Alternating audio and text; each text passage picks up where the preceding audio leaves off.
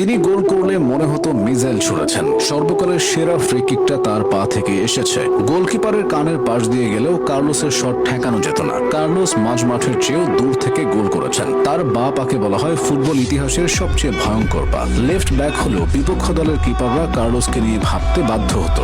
ঘন্টায় প্রায় 169 কিলোমিটার বেগে বল মারার রেকর্ড রয়েছে তার শক্তিশালী শটের কারণে অনেকেই ডাকতেন দ্য বুলেট ম্যান নামে। 1997 সালে ফ্রান্সের বিপক্ষে এক প্রীতি ম্যাচে তিনি করেন ক্যারিয়ারের সবচেয়ে বিখ্যাত গোলটি। প্রায় 40 গজ দূর থেকে নেওয়া সেই ফ্রি কিক শুরুতে গোলপোস্টের বাইরে চলে যাচ্ছে বলে মনে হয়েছিল। ফরাসি গোলরক্ষক ফ্যাবিয়ান বার্থেজো নিশ্চিন্ত ছিলেন, কিন্তু কয়েক সেকেন্ড পর বলটি হঠাৎ দিক পরিবর্তন করে জড়িয়ে যায় জালে। স্টেডিয়ামে উপস্থিত হাজারো দর্শক হতবাক হয়ে গিয়েছিল। রবার্তো কার্লোসের শরীরও ছিল অসাধারণ। তার উরুর পরিধি ছিল প্রায় 23 ইঞ্চি, যা একজন সাধারণ ফুটবলারের তুলনায় অনেক বেশি। চিকিৎসকরা পর্যন্ত অবাক হয়ে বলেছিলেন তার উচ্চতার তুলনায় পায়ের পেশি অস্বাভাবিকভাবে শক্তিশালী। তিনি 100 মিটার দৌড়াতে পারতেন মাত্র 10.8 সেকেন্ডে।